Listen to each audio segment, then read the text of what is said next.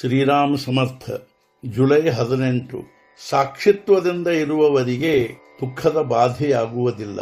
ದೇಹ ಬುದ್ಧಿ ಇರುವವರಿಗೂ, ಅಂದರೆ ನಾನು ದೇಹಿ ಇರುತ್ತೇನೆ ಎಂಬ ಭಾವನೆ ಇರುವವರಿಗೂ ಚಿಂತೆ ತಪ್ಪಲಾರದು. ಚಿಂತೆಯು ಮನಸ್ಸಿನಲ್ಲಿ ತುಂಬಿಕೊಂಡಿರುವವರೆಗೂ ಸಂಶಯವು ದೂರವಾಗುವುದಿಲ್ಲ. ಹಾಗೂ ಜೀವನಕ್ಕೆ ಭಗವಂತನ ಆಧಾರವೆನಿಸುವವರೆಗೆ ಚಿಂತೆಯು ಮನಸ್ಸನ್ನು ಬಿಡುವುದಿಲ್ಲ. ಜನ್ಮಕುಂಡಲಿಯಲ್ಲಿಯ ಗ್ರಹಗಳ ಅಧಿಕಾರದ ಮರ್ಯಾದೆಯು ದೇಹಕ್ಕೆ ಸೀಮಿತವಾಗಿರುತ್ತದೆ. ಅದನ್ನು ನೋಡಿ ದುಡ್ಡು ಎಷ್ಟು ಸಿಗುತ್ತದೆ ಎಂಬುದನ್ನು ಹೇಳಬಹುದು. ಭಗವಂತನ ಕಡೆಗೆ ಎಷ್ಟು ಒಲವು ಇದೆ ಎಂಬುದನ್ನು ಹೇಳಬಹುದು. ಆದರೆ ಭಗವಂತನ ಪ್ರಾಪ್ತಿ ಆಗುತ್ತದೆಯೋ ಇಲ್ಲವೋ ಎಂಬುದನ್ನು ಹೇಳಲಾಗುವುದಿಲ್ಲ.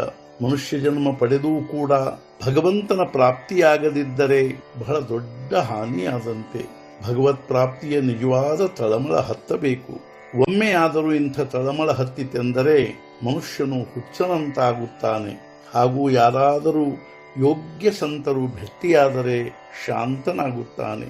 ಸಂತರು ನಮ್ಮ ಮೇಲೆ ಬಂದ ಸಂಕಟಗಳನ್ನು ದೂರ ಮಾಡುವುದಿಲ್ಲ, ಆದರೆ ಆ ಸಂಕಟಗಳ ಭಯವನ್ನು ದೂರ ಮಾಡುತ್ತಾರೆ. ಸಂಕಟಕ್ಕಿಂತಲೂ ಸಂಕಟದ ಭಯವೇ ನಮ್ಮನ್ನು ಬಹಳ ಗಾಬರಿಗೊಳಿಸುತ್ತದೆ. ನಮಗೆ ತಿಳಿದದ್ದು ಜನರಿಗೆ ತಿಳಿದು ಅವರು ಸುಖಿಯಾಗಲಿ ಎಂಬುದು ಸಂತರ ಏಕಮೇವ ಉದ್ದೇಶವಾಗಿರುತ್ತದೆ. ಸಂತರು ವಿಷಯಗಳ ಮೇಲೆ ಸ್ವಾಮಿತ್ವ ಹೊಂದಿರುತ್ತಾರೆ. ಒಂದು ವೇಳೆ ಜಗತ್ತನ್ನು ಗೆಲ್ಲುವುದು ಸುಲಭವಾಗಬಹುದು, ಆದರೆ ನಮ್ಮನ್ನು ನಾವು ಜಯಿಸುವುದು ಕಠಿಣವಿರುತ್ತದೆ. ಸಂತರು ತಮ್ಮನ್ನು ತಾವು ಗೆದ್ದು ಜಗತ್ತಿನಲ್ಲಿ ವ್ಯವಹರಿಸುತ್ತಿರುತ್ತಾರೆ. ಸಂತರು ಜಗತ್ತಿನಲ್ಲಿ ಸಾಕ್ಷಿತ್ವದಿಂದ ಇರುತ್ತಾರೆ. ಹಾಗೂ ಸಾಕ್ಷಿತ್ವದಿಂದ ಇರುವವರಿಗೆ ದುಃಖದ ಬಾಧೆಯಾಗುವುದಿಲ್ಲ. ಸಂತರ ಸಂಗತಿಯಲ್ಲಿದ್ದು ಅವರ ಆಜ್ಞಾಪಾಲನೆ ಮಾಡಿ ನಾವು ನಮ್ಮ ಮನಸ್ಸಿನಲ್ಲಿಯ ಸರ್ವ ಸಂಶಯಗಳನ್ನು ದೂರ ಮಾಡಿಕೊಳ್ಳಬೇಕು. ವಾಸ್ತವಿಕವಾಗಿ ಸಂತರ ಆಜ್ಞೆಯನ್ನು ಏಕನಿಷ್ಠೆಯಿಂದ ಪಾಲಿಸುವವರ ಸಂಶಯಗಳು ತಾವಾಗಿಯೇ ದೂರವಾಗುತ್ತವೆ. ಸಂಶಯಗಳಿರುವವರೆಗೂ ಅಸಮಾಧಾನವಿರುತ್ತದೆ.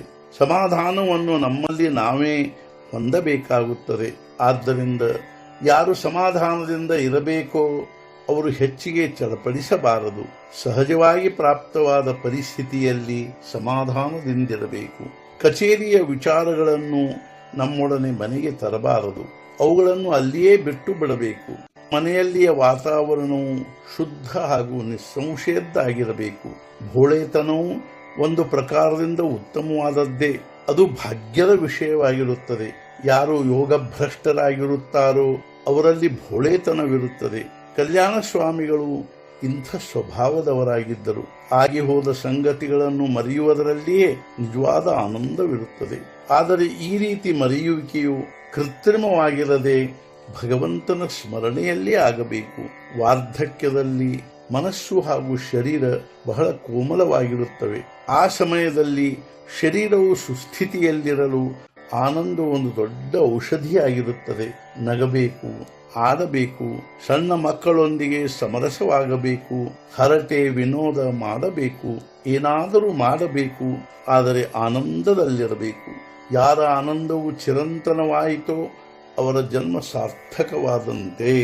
ಇಂದಿನ ಮುಖ್ಯ ವಿಚಾರ, ಸಮಾಧಾನವು ಪರಮೇಶ್ವರನ ನಿಜವಾದ ಕೊಡುಗೆಯಾಗಿರುತ್ತದೆ.